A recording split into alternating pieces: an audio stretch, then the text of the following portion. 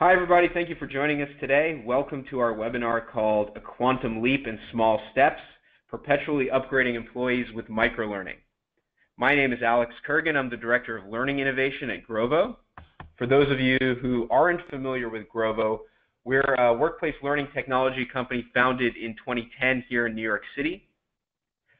Grovo is recognized as the leader in microlearning, and we empower our customers with smart, easy-to-use technology and a library of award-winning microlearning content that helps employees perform at their best.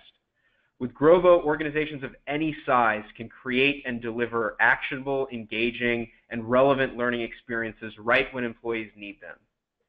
My background is in philosophy, specifically the philosophy of mind and how human beings perceive the world. As such, I'm passionate about learning, especially how to learn better and faster. That's why I'm so excited to be joined today by Dani Johnson, who's the Vice President of Learning and Development Research at Bersin by Deloitte. Dani has spent the majority of her career writing about, conducting research in, designing, and consulting on human capital practices. She led the Human Resource Competency Study with the University of Michigan and 6 other professional organizations around the world, which resulted in her co-authoring the book HR Competencies, Mastery at the Intersection of People and Business. Some of her other ideas can be found in publications such as HR Magazine, Employment Relations Today, and The Human Factor. We're also joined today by 2 of Grovo's customers, Wendy Laverty, who's the Manager of Leadership and Talent Development at UGI Utilities, and Sara Ruiz, the Senior Training Designer at Genentech. Wendy and Sara will be sharing stories about how they're breaking down the barriers between learning and work with microlearning, and you'll hear more about them from Dani later on in our webinar. We love getting and answering questions from the audience, so feel free to add your questions to the chat box throughout the webinar. And if you have a specific question for Dani or for one of our panelists or for myself, just let us know who you'd like to hear from. And we'll address as many questions as we can at the end of the webinar. And with that, Dani, I'll hand it over to you. Thank you, Alex. I am really happy to be here. This whole idea for a webinar actually started, I don't know, about a month and a half ago, probably 2 months ago. I was sitting down with a couple of the Grovo people, and we were talking about this idea of learning and work sort of converging on each other and breaking down the barriers between learning and work, because workers just don't have enough time to take time out of work in order to learn these days. And they were using, the Grovo folks were using this metaphor that I really like, and I told them that I was going to adopt it as my own, of this perpetually upgraded employee. So over the past, I don't know, 15 or 20 years, we've gotten really good at perpetually upgrading our technology. So, anytime you get an app on your phone, every 3 weeks there's a new upgrade, because they're just pushing out these upgrades as soon as they get them. We're no longer waiting a year or 2 for the new version. We're consistently upgrading our technology. And we've also started to do that with processes. So we don't wait until something huge happens in order to fix processes that we work on. But for whatever reason, the idea of upgrading or perpetually upgrading our employees has not quite caught on to the extent that those other things have. And so I really liked that metaphor, and as we started talking about it a little bit, I dug a little bit deeper into my data to figure out what the data from the new High Impact Learning Organization said about it. And so we're going to talk a little bit about that today. So just so you all understand how we'll spend the next hour, we're going to talk a little bit about that research. So the relationship between work and learning and how that's changing, how that tends to manifest itself in some of those higher performing organizations, and then the ways that those high performing organizations are perpetually upgrading employees. And then, as Alex mentioned, we're really, really lucky to have Wendy and Sara join us today from 2 organizations that are doing this, that found a need pretty strongly in the way that they do business to perpetually upgrade their employees, and have found ways to do that. And so we'll be asking them some questions about how they have done that, and then we'll open it up to the rest of you to ask those questions as well. So just to start, I want to dive into this idea of work is learning and learning is work, and work and learning are converging. This was actually one of the biggest findings of this recent study we did. We talked to or received survey results from about 890 companies across the globe. And we had seen in some of our conversations some of this idea that L&D was becoming more integrated into the rest of the organization. We saw that happening quite a bit. But the idea that learning and work were actually converging was probably the #1 finding out of this study, and it's changed the way that I view the job of learning professionals moving forward. It turns out that those that are doing this well are actually having an impact on the bottom line and on the learner experience within their organization. So learning and work are converging, and the way that I know this is we have data. So what you're looking at here is a chart that shows this idea of using experiences for work. So the way that learning and work are converging generally happens in 2 ways. The first way is using experiences for learning. And this manifests itself pretty interestingly. I asked a whole bunch of questions about how organizations develop individuals on the job, and we asked about 40 questions. And what happened was these 10 that you see on the screen right now are the ones that popped as significant and positive for business results and learner experiences, meaning that the things that you see here on the screen, out of the 40 things that we asked about formal learning experiences and all kinds of technology, and these were the 10 that popped as significant. External job swaps, apprenticeships, job rotations, job shadowing, after-action reviews, mentoring, on-the-job assignments, conferences, on-the-job assessments, and development plans. And the thing that was really striking about all of these is they're all experiential based. And so we spend a lot of time as L&D professionals focusing on that little 10% of the learning space that is geared toward formal. But it turns out that some of the largest gains can be made by actually integrating these learning experiences into the job. So L&D people are starting to think differently about the types of things that they offer as developmental experiences and really trying to integrate with the rest of the organization to make sure that some of these things are happening well. And the reason that I show this chart is to show you just the difference between those that are performing well and those that are not high performing. The yellow and orange are those that are not performing, so lower performing organizations. And then green and blue are those higher performing organizations, and you can see that there's a significant uptick in how well organizations do these things depending on their what we call a maturity level. So the first thing that we learned from the data is that organizations use experiences for learning. And the second thing, equally as interesting to me, was that methods and technologies are being used to better integrate learning into work. So higher performing organizations are better at using these methods and technologies that allow necessary formal learning to be integrated into the work. And so as L&D professionals, we all know that there are some things that should not be learned by experience, or things that are more easily taught if everybody's doing it the same way, et cetera. And these are the formal types of things that we absolutely must be doing. And I know this is a little bit of an eye chart, but I wanted to pull a couple of them out. So videos, social learning, job aids, collaboration and software, messaging, mobile apps, podcasts, AI, VR, AR, so artificial intelligence, virtual reality, augmented reality, and wearables down there at the end. And what this chart shows is basically how many companies of all of the companies that we looked at are using these technologies, just to get you a sense for how well they're being used. And you'll notice that a lot of them, all of them except videos, actually fall under that first cliff. So there are about 8 or 9 things up at the top that are just sort of the staples of how we do things: instructor-led training, e-learning courses, on-the-job assignments, LMS. Those types of things are sort of everybody's using them, but the higher performing organizations, and I'll show you in a minute what that data says, are using some of these other things. So video is becoming bigger, and social learning is becoming bigger, and mobile apps and podcasts and some of these other technologies. And so the last slide that I want to show you is this. These methods and technologies are really being used a lot more by higher performing organizations. And when I started taking a look at the numbers or the differences between high performing organizations and low performing organizations, it was kind of stark. So for example, mobile apps are being used 32 times more in high-performing organizations than they are in low-performing organizations.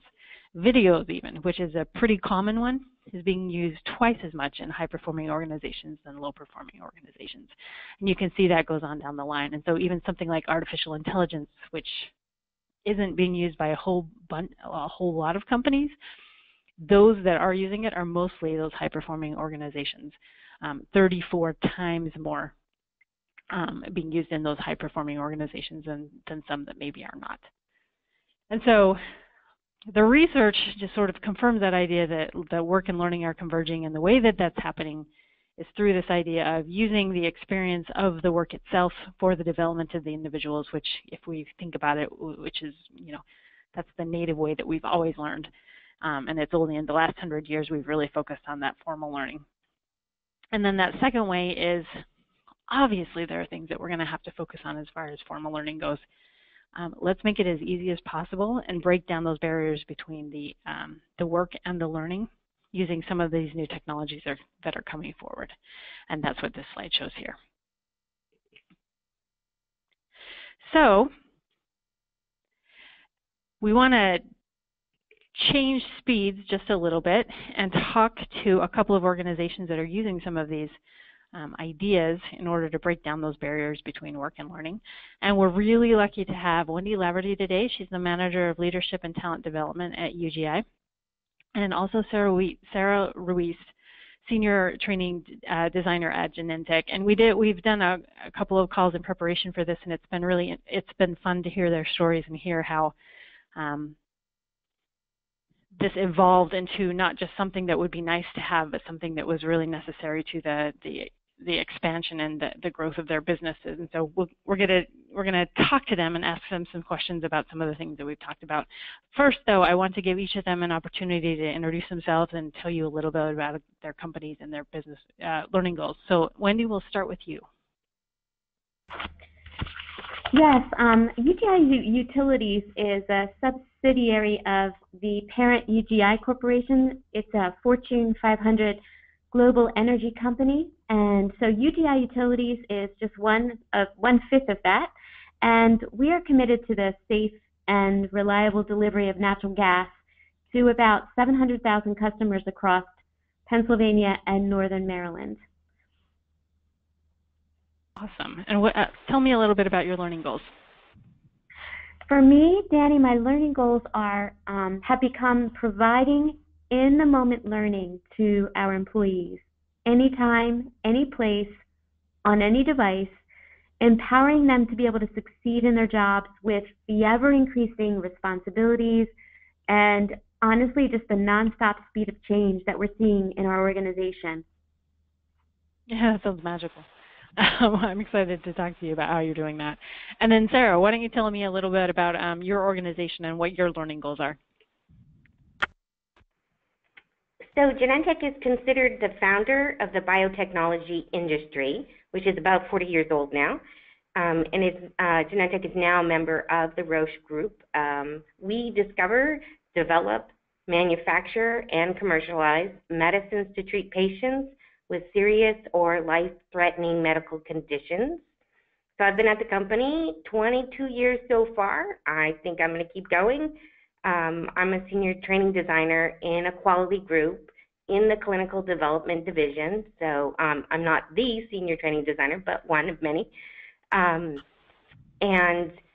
so my professional interests are around blended learning design and microlearning. And I really like the phrase that is, we provide learning at the point of need. That's going to be the most effective use of well-designed training, and we are just striving towards that. What I see in my division, in the company, we're all motivated to make this the norm. That's fantastic. I think it's interesting that you both sort of talked about this idea of learning at the point of need, which is obviously when they're working. And so learning, I'm assuming in both of your experience as well, is becoming a bigger part of work itself. And in that, I'm also hearing a lot of discussions about how learning improves performance. So it's not just about learning objectives anymore, it's also about performance. So I'm realizing in my conversations that about half of organizations realize that this is happening, that this need is happening, and then half of them don't. And it sounds like both of you do. For the ones that do, in my conversations with others, there tends to be sort of this burning platform moment when they realize that what they have done really well in the past will no longer work for them moving forward. And so this question is for both of you. I'm just really interested about, what was your burning platform moment? What prompted you to sort of both start thinking about this in a different way, and thinking differently about the way that you're developing employees? And Wendy, why don't we start with you? Sure. Well, Dani, we have about 620 employees that are spread out across the field, and they're dedicated to repairing and replacing the infrastructure of natural gas lines that are crossing our country. And so we discovered that these guys that were out there, they were feeling frustrated with having to page through a 1,000-page digital manual online to find rarely used procedures or just safety reminders as they're heading into a challenging situation, and just losing time having to go online and just get these refreshers before they get down into the ditches and working on the pipelines.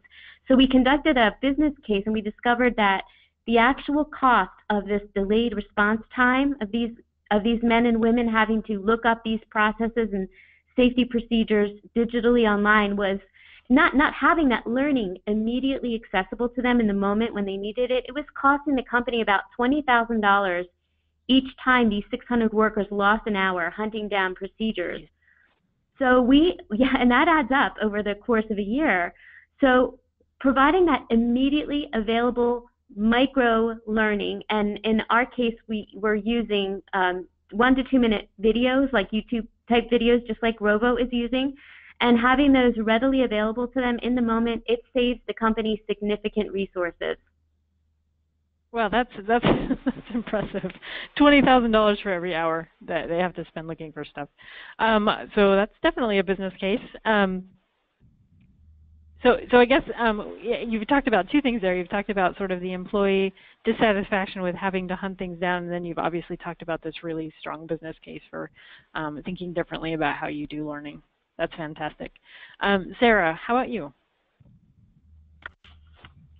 So what we were experiencing is a need to provide professional development for our employees. So I support a group of about 250 people that are located in 4 global sites, U.S., U.K., Switzerland, and an Asia Pacific site. And we are in this environment in Genentech, in the Roche group, that really values people. And so we really wanted to provide something for our 250 global employees that would value them that much more. So we have many, many learning resources scattered really around the world, and it's time consuming for people to look something up and then dedicate their energy towards learning a particular skill or capability. And so we wanted to really make that more efficient, effective for people, and have one common portal for all of the professional development that they would like to do within our department. So we have several learning management systems, and they're really clunky, and that's not something that we wanted to force our learners to use. We were looking for something that was really user-friendly, and it was great that we could find a tool that we could actually administrate because our LMSs are very highly controlled because of their use in a regulatory capacity.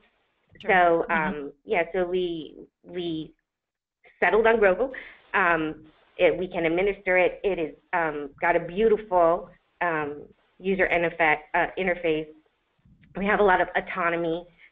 We were looking for some professionally developed content, but we really wanted to be able to customize it as well. So all of those things came into play. Very interesting. So you both mentioned employee experience. I just want to do a quick follow-up question there. How important has employee experience been to sort of your overall choice to go to sort of a more micro way of learning? And a follow-on question to that follow-on question, how did you determine that this was a strong want by the employee, not just a good business decision? And, either of you can answer.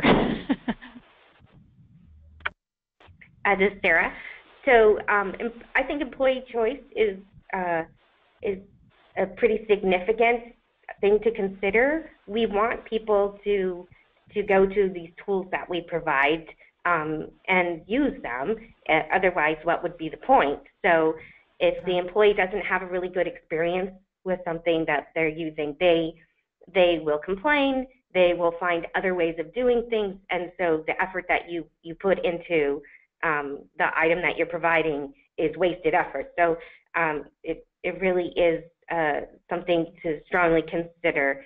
And the wants of the employee, again, we're in a culture in Genentech, in Roche, that really values learning, and that perpetual upgrading, that has been around for the 40 years that Genentech's been around, and however long Roche has been around.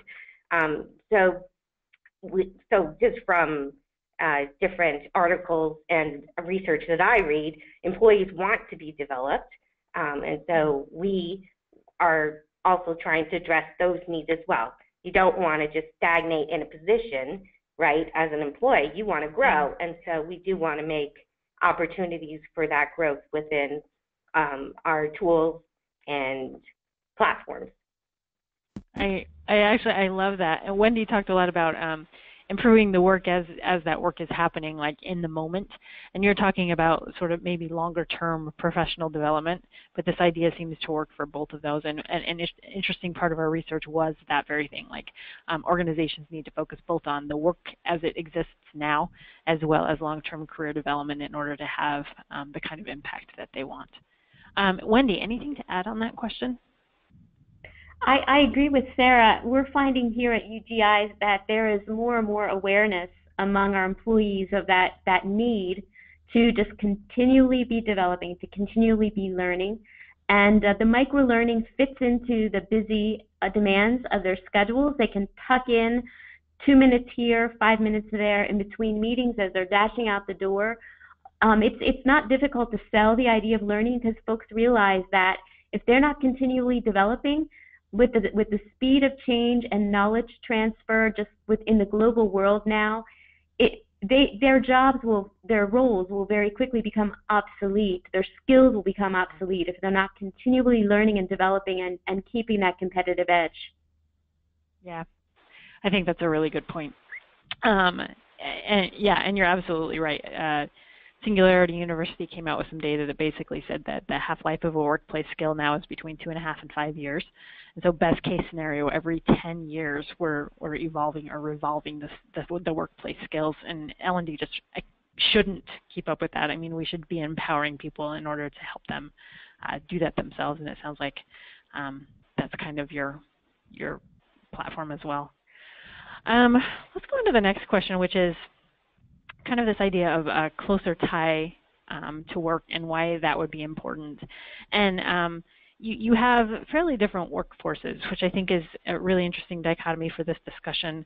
Sara, I would like to start with you. Why don't you tell me just a little bit more about your learning population, and then tell me, why is a closer tie between learning and work important to that organization or to that population? So in general, so I think it is beneficial to have the learning as closely tied to the work as possible. If we think about what is the potential memory loss after a class, or the knowledge loss after a class is, we're always lamenting that the application of learning is not close enough. So I think we do want to strive towards making those learning nuggets available when people need them.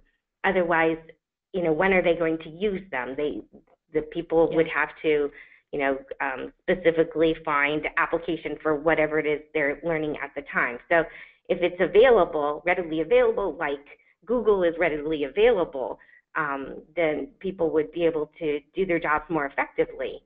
And of course, if you're going to apply something as soon as you learn it, then that's going to help with the retention of what you've learned as well. So I just think the more that we can decrease that time distance between what you learn and when you apply it is going to be more beneficial for everyone.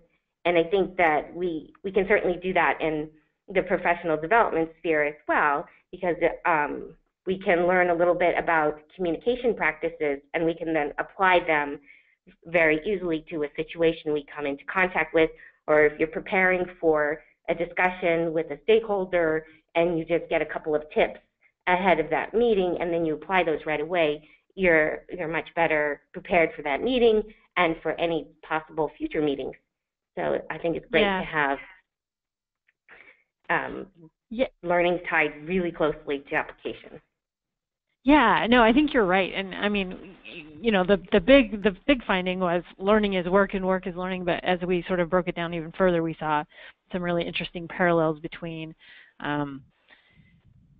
doing exactly what you said, like applying it almost immediately or immediately in the job. And so I'm seeing less of these types of things that were a big deal like 5, even 10 years ago, these sandboxes where you go and practice a skill before you actually do it in the work. And I'm seeing a lot more organizations accept and sometimes even encourage risk-taking when it comes to learning new skills and trying out some of those new skills in the job. And so instead of an artificial environment, so to speak, where they quote-unquote try them like a sandbox, they're actually just applying them on the job and learning and receiving continuous feedback in order to make that better. And I think you're right, like these little nuggets can help drive that, and through AI and some of these other tools, disperse them to be exactly where they need to be in the work itself in order to learn really well. Wendy, kind of the same question to you. I think when we originally spoke, you mentioned that you have a pretty diverse workforce. Why is a closer tie? Yeah. So tell me a little bit, and I know you're running the gamut on all of your different populations. So why is a closer tie between learning and work important in your organization? Yeah, so first we have just a little bit about the diversity and then the tie to work and learning. So at UTI, our employees have a whole range of educational levels. We have our engineers with MBAs or multiple master's degrees, the ones that are designing and maintaining the infrastructure of natural gas pipeline, all the way down through high school graduates who are reading meters on homes and businesses and digging the trenches to enable the engineers to repair the pipeline. So we have a whole width and breadth of learning needs that are very distinct across our organization. So that tie to work and learning is essential. We've seen that it is critical at every level of the organization, whether it's a meter reader or a trench digger, all the way up through our engineer who's trying to repair a leak on a line. We see that our employees, they're having more and more responsibilities that they have to carry, more and more demands on them, and the pace of life in the workplace has increased. There's that constant change. Technology, I'm sure it's happening at Genentech and across corporate America, but just the speed of change of even the type of technology we're using is so high. Our people are constantly having to learn new technology, new machinery, and every couple years we're changing, and even sooner than that. So that need for learning in the moment when needed is so critical. And I'm even going to take it a step further. It's not just having the learning when needed.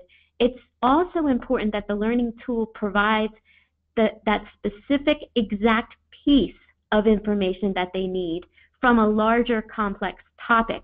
And I think, for example, here at UGI, that's what we appreciate about Grovo, is it enables you to pick up a larger topic and it breaks it down into little pieces so that our employees can then choose that one piece of information they need, that critical piece of information before heading into a high-stakes meeting or a difficult conversation, or pulling up a specific part of a procedure, as opposed to having to watch a 10-minute or 20-minute procedure or video via YouTube or whatever is available online.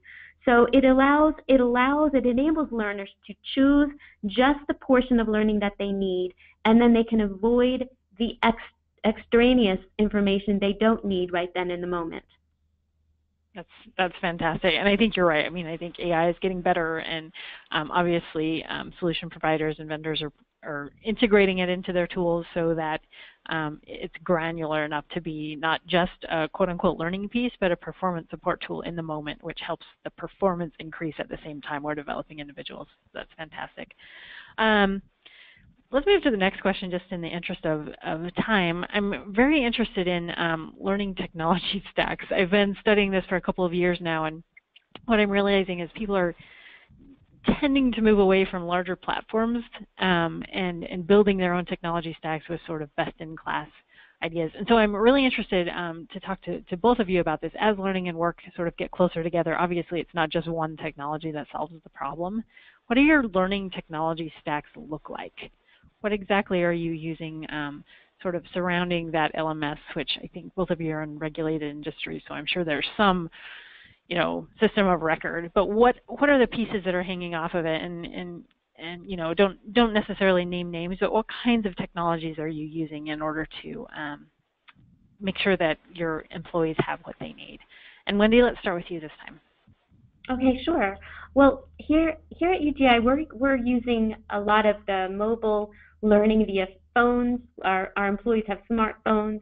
We have tablets in all of our vehicles that are heading out to the field to work on pipelines. Having access, just that mobile access to the learning on every possible device is essential. So our employees, we first just provide a variety of devices to our employees so that they can access learning in the moment when they need it. And we're using, for example, the video formats that are available through the apps and the devices. We're using, we provide procedures, I know, for example, on digital cheat sheets that are available to them that we can send via various devices. We've also worked on increasing the gathering of learning, of analytics just via survey. That's another area we've been really developing at UGI. Using participatory and interactive tools, just even things that are available online, just adding those into our different events we've used, for example, different polling options for whether you're in the classroom or online doing learning. I'm trying to think, and also we use a lot of collaborative sharing learning pages online as well and on our company portal that allow them to do social learning and peer resourcing and network with one another. For example, pose a problem. One of the managers or leaders can pose an issue or a challenge they're facing on their team or in their department, and it allows other leaders and other departments to come alongside and just resource them and provide perhaps suggestions, recommendations, and innovative alternatives. That's interesting. I mean, you're using quite a number of the ones that we talked about earlier, so mobile, video, platforms for sharing platforms and things like that. Just one follow-up question, and then I want to ask Sara the same question. When you go out and look for technologies, I'm not sure how I want to ask this question. When you go out and look for technologies, are you looking specifically at things that are sort of billed as learning technologies, or are you just looking for technologies that will enable learning in the workplace? And the reason that I ask that is because one of the other things that came through pretty clearly on this study is those organizations that are able to sort of integrate their learning technologies in with the technologies that exist in the organization and leverage those as well tend to be a little bit further ahead. So when you're choosing technologies, are you considering those that already exist in the organization? It sounds like you mentioned sending cheat sheets or regular things. Everybody's got a phone. Talk to me a little bit about that.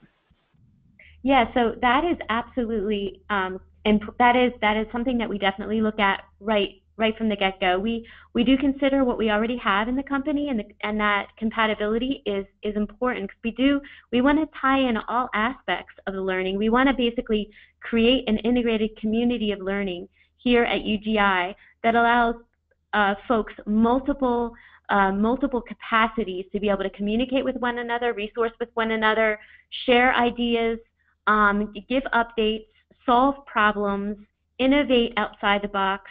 So it's important that whatever we do adapt and bring on, that it is integrated and compatible with the other systems that we have here at the company. That's awesome. So it sounds like you probably have a fairly good relationship with your IT guys, your IT departments. We do. We're like family. That's awesome. Sara, sort of the same question for you. What does your learning technology stack look like? What technologies are you using? So I think we're really similar. Probably because of the size of the companies, we use a lot of different things. I also think that because we're of our location, so we're right up against Silicon Valley, so we're a bit enamored of tech around here. But we do utilize mobile phones more than I'd say iPads. Okay. A lot of people would have their laptops instead. But geez, the amount of tech that we have available to us is pretty incredible.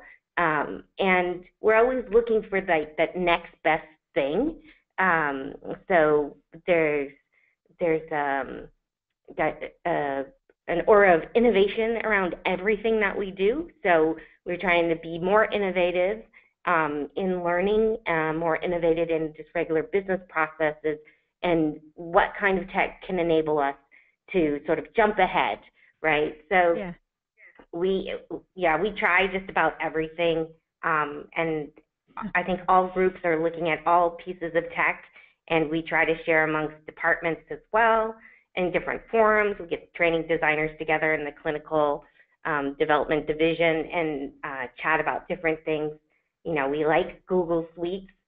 We have Google Suites, so G sites are great. They can just pop up real quick to give some handy information for folks. I said we have one of our apps in our division is based on GCP regulations and how we respond to them, so people can quiz themselves a little bit about how they would apply GCP regulations to a business process. That's kind of cool. So any and all tech we like, so which is why we really needed a platform that sort of gathered everything into one place. So you didn't have to go out into the different areas of tech, right? You can go to one space, and then it would lead you to different items that are located in different technical suites. Okay, very cool. So you introduced two ideas that I think are really interesting. The first one is this idea of innovation and always experimenting. So we see in some of our higher performing organizations, or those that are a little bit more mature, there tends to be this constant sort of innovation. Let's try something new. Let's step out of the box a little bit. And so it sounds like your company is doing quite a bit of that. The other thing that really kind of struck me is your tech stack seems to be evolving. So we noticed in our research that it's sort of the level 3 organizations start not just putting a tech stack in place, but they actually start evolving it. So it's not static. They're continuously trying new things and taking things out when they don't work, and collecting the data on them to make sure that they're making the right decisions. But that seems to be one of the things. Like, they like technology, and they're always evolving it and revolving it to make sure that what they have in place is the right set for the problems that they're trying to solve in the organization at the time. So very interesting. It sounds like both of you are using a significant number of different methodologies and technologies in order to make this work, which is exactly what we're seeing in some of those higher performing organizations. Let's switch gears just a little bit. I know we want to leave time for questions, so from the audience, obviously. So just two final questions. The first one is, you know, a lot of times it's not selling the L&D department on the changes that's the problem. It's actually selling the rest of the organization on this idea of changes. There's a whole mindset that comes with doing this type of thing, that's learning from work and making learning smaller so it fits in the work. And so I would love to understand, you know, as you were sort of evolving this idea from classroom training and longer e-learning courses and some of the more traditional types of training, how did you get your organization on board? And I'm talking specifically about the leaders and the learners. Like, how did you approach that? And Wendy, let's start with you. So I work with mostly engineers here at UGI, and so math and science and facts and proven data are very important to our leaders and all of our stakeholders. So I had to begin at the executive level, just educating leaders by presenting current research findings. I did that not only in meetings with all of them around the table, but also building trust and relationship one-on-one, just meeting with them, and then trickled that down to identifying key players.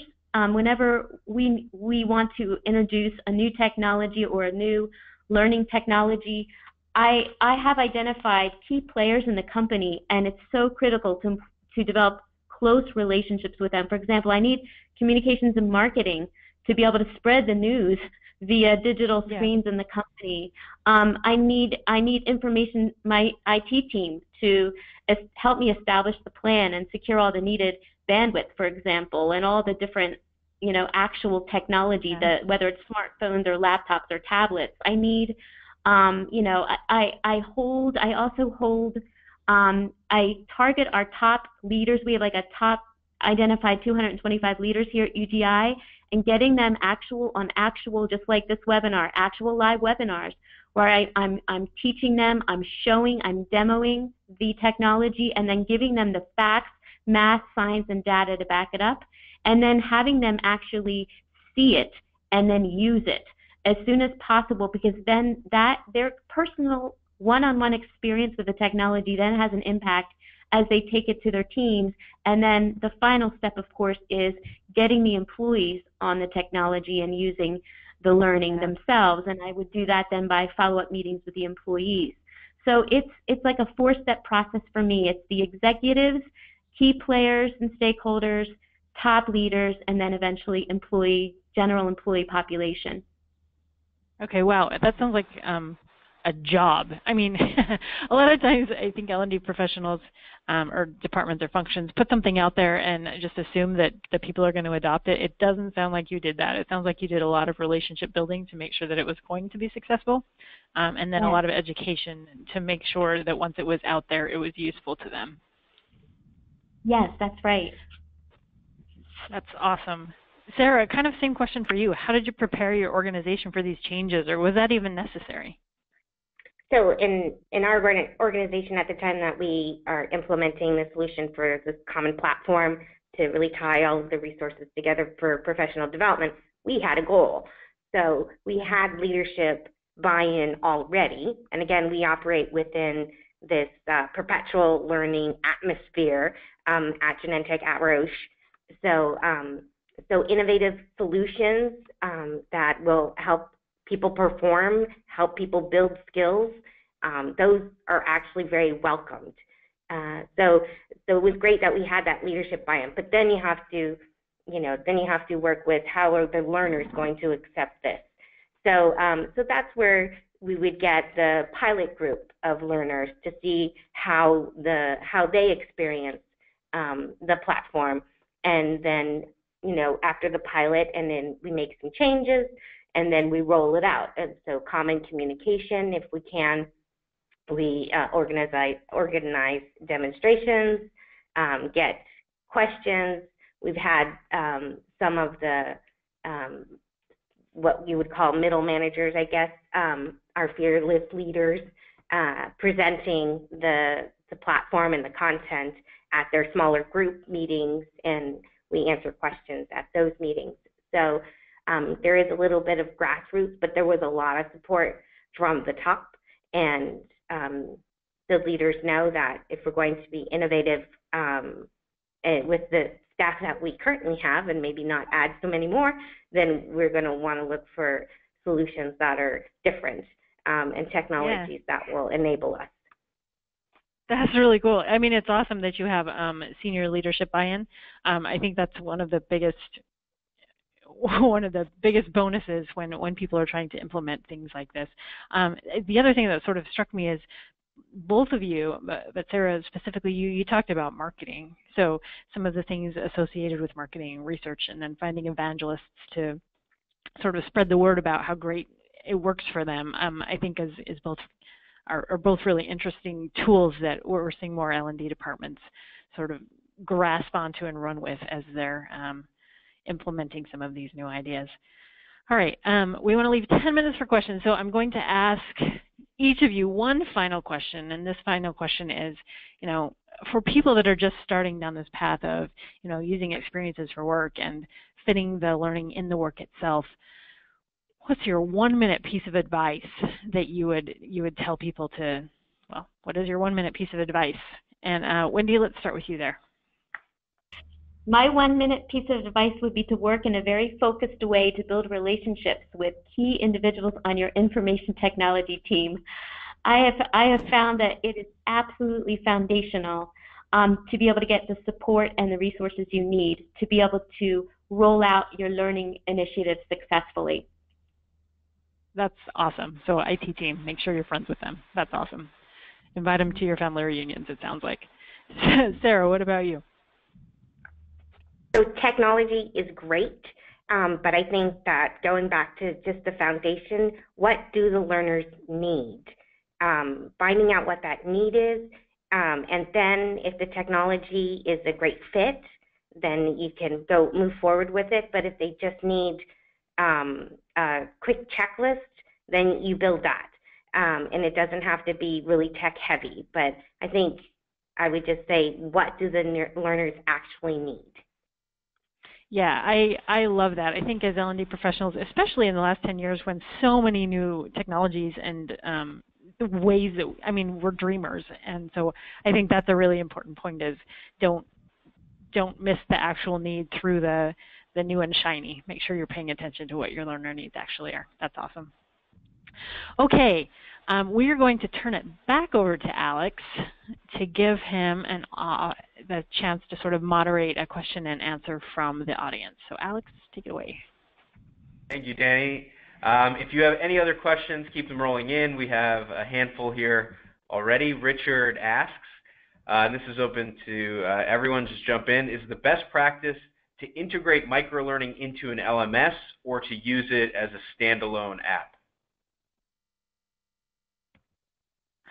This is Dani. I definitely have an opinion on that. I think microlearning is, I think it's a tool in an arsenal, and so I think it needs to be looked at that way. And Sara and Wendy both talked about this as well. Like the integration with IT is also very important, and so that question is probably best answered through a couple of meetings with your IT professionals, just to make sure that however you're integrating it is going to work best with IT already in place, as well as meet the needs of your employees.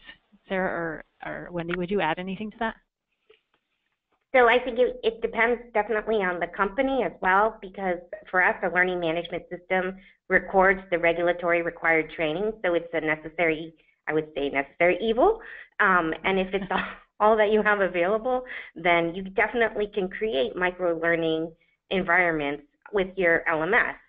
But if you have a lot of flexibility, people do like the apps, and the apps can go with the person wherever they are, and they could use them in time when they have, small moments of time versus, spending time at their desktop.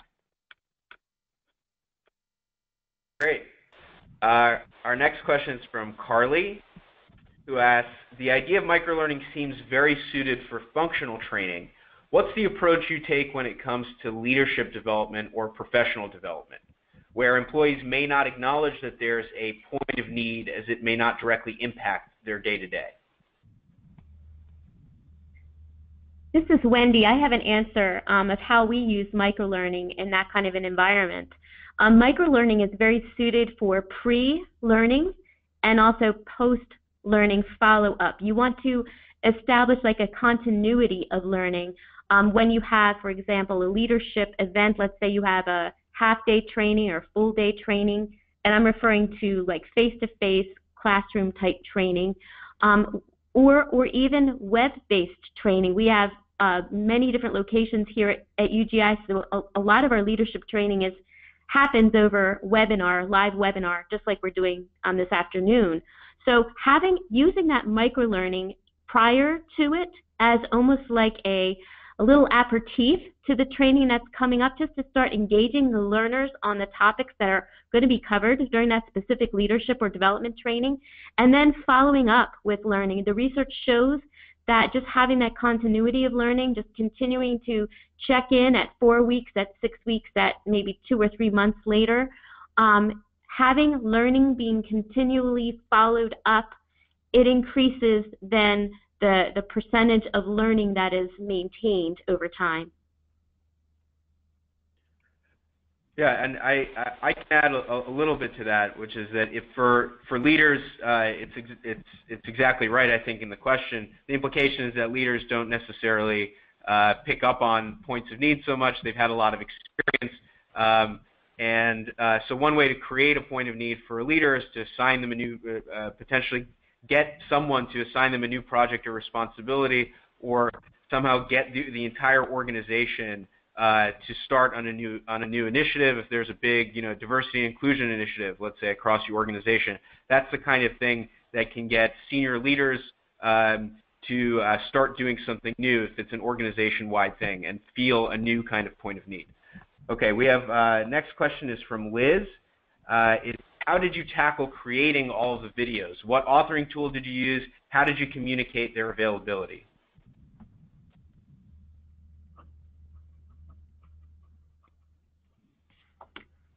This is Wendy.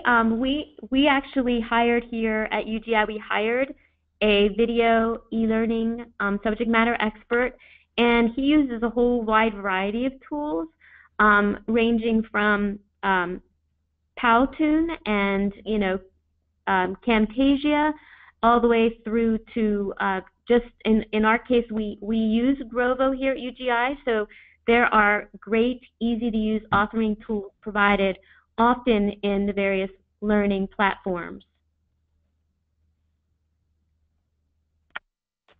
This is Sara. I just wanted to say we utilize the Grovo platform and the templates that are available within it to create our learning content, and we are experimenting with different different tools that are something like GoAnimate to make smaller videos. There's a question for Wendy. When you say collaborative learning, do you monitor it or manage it? Yes and no, both. It depends. We have typically, when I am creating a collaborative learning experience, I am actually working with leaders over a period of time, and I'll do just periodic check-ins because I know there is a concern, would there be inappropriate, content that's shared. But we find overall actually that that's not really, it doesn't happen. It hasn't happened, at least to this, up to this date of doing it these past 2 years. But it is something that I do step in to the collaborative spaces, maybe once a month, and just take a quick look over, what's being shared, I'm also checking in to find out if there's any way that I can continue to resource them, whether it's with, subject matter experts that I'm aware of in the company that they may not have thought of, and just to see that they are responding. For example, if I have a leader post a concern in a collaborative space and they're not getting response after a month, I want to know and be able to follow up with that leader and resource them myself. So just stepping into those collaborative spaces, it's not very time consuming. I might spend maybe 15 to 20 minutes a month in just checking into those spaces to make sure everyone's needs are being met. Great. Scott has a question, a very important question. When people use learning at the point of need, are they actually competent? I wouldn't want to drive an F1 car by just downloading the learning as I sat in the car. What is your response to that? This is Sara. So I think it does depend on the business process. So I think that we would provide some initial information for the person, and then if they needed a reminder of that information, that's the point of need. I don't think it is setting a new hire in front of their computer and asking them to complete some complex process with some micro-learning them and expecting them to be proficient. So there's a little bit more to it, but I think it still is very helpful to have everything broken down so that at the time that you do need a reminder or just an overview, that it is available to you. Mm-hmm. And I would comment too, just in the energy industry, and I know before UGI was in the healthcare industry, everything is so highly and heavily regulated by state and federal regulations that we would not have a case where we would have, for example, someone working on the pipeline, downloading learning that they were not really permitted to have access to, and then, you know, correcting a fissure on a natural gas pipeline. They're very tightly regulated, and there's constant compliance checks. We have the various federal agencies out on the field checking in, spot checking. We never know when they're coming, and making sure that the guys are certified and licensed to do the various procedures. So we don't have that issue just because it's regulated for us by the state and the federal government. Yeah, those are both great answers that you know, pinpoint a point of need for a refresher. Scott, there's also a way where you can think about the point of need for the driving the F1 car to be the moment that you know you have a race coming up. Now you have this big point of need. You're very motivated to learn. And so the learning that you do is going to be totally in line with the preparation for that big race. It's going to be indistinguishable, right? The preparation and the learning. So that you can think about the point of need more broadly as well. James asked, could the panelists talk about how they curate content that is enabled by the technology? So yeah, can we talk about content curation?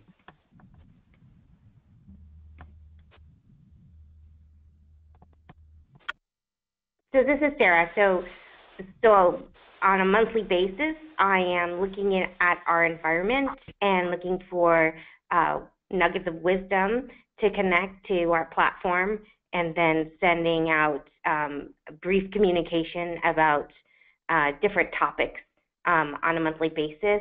That's one way we curate. We have a plan to take a look at the entire system of content on an annual, at least, basis.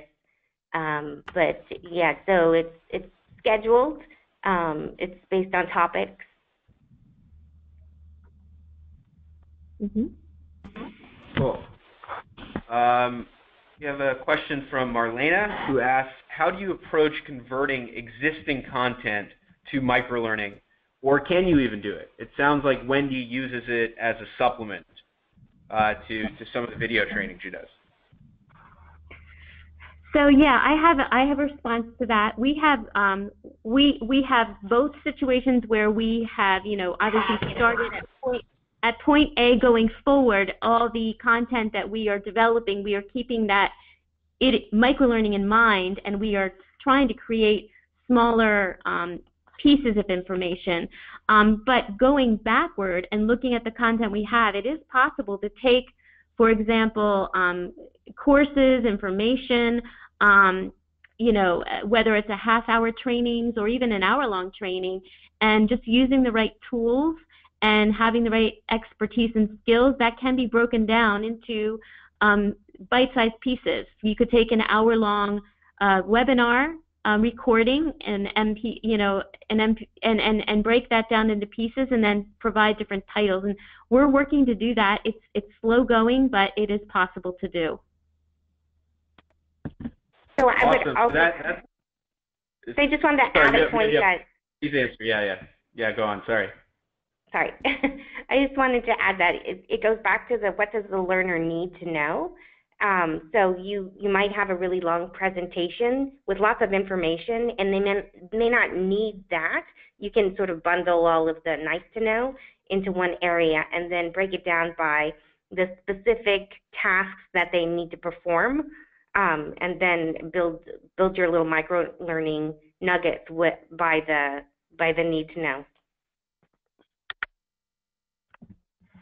Great. That is all the time we have. Thank you so much to everyone for attending. Thank you to Dani, Wendy, and Sara for sharing their insights.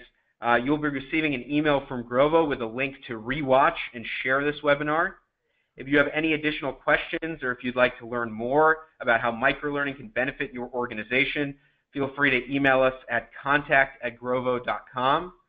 I'd like to wish you all a wonderful afternoon. Thanks again for joining us. Thank you.